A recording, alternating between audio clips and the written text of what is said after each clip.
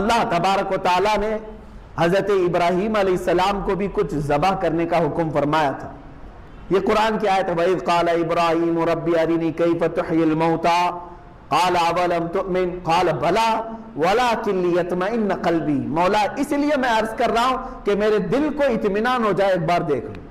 أَرْبَعَةً مِّنَ الطَّيْرِ، تم 4 پرندے لے لو. رب تعالیٰ نے کیا فرمایا؟ 4 پرندے لے لو، انہیں ذبح کرو اور ذبح کر کے ان کے پورے گوشت کا قیمہ بناؤ. اور حکم ہوا کہ 4 پہاڑوں پر تھوڑا تھوڑا سا گوشت رکھ کر کے آؤ اور پھر زمین پر اور آواز دو ان پرندوں کو. ابراہیم علیہ السلام نے ہر پرندے کا نام لے کر کے آواز دی. اب ہوا یہ کہ ان کی آنکھوں نے دیکھا وہ گوشت جو قیمہ بن چکا تھا وہ ہوا میں اڑنے لگا.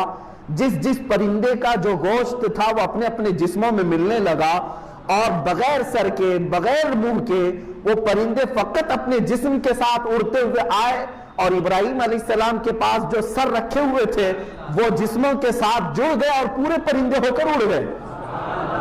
یہ واقعہ کوئی ہماری کہانی نہیں ہے، یہ قرآن کا واقعہ ہے. قرآن کہہ رہا ہے 4 پرندے پال، ان کو اپنے آپ سے مانوس کر.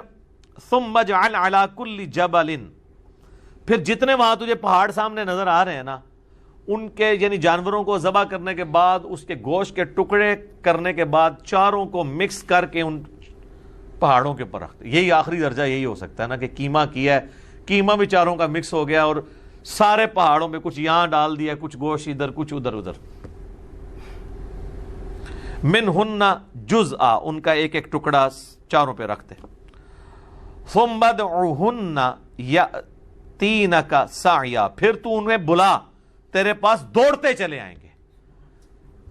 مرے ہوئے پرندے وہ خود ان کا گوشت مکس ہوا، وہ اپنے جناب چل کے تو ان کے پاس آ گئے، ابراہیم علیہ السلام کے پاس.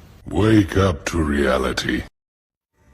When Abraham said, "Show me, my Lord, how you revive the dead," God said, "Do you not believe?" Abraham answered, "Yes, indeed I do believe, but just to reassure my heart." Then God said, "Take 4 birds and train them to come back to you. Then place them separately on each hilltop and call them, they will come flying to you. Know that God is almighty and wise."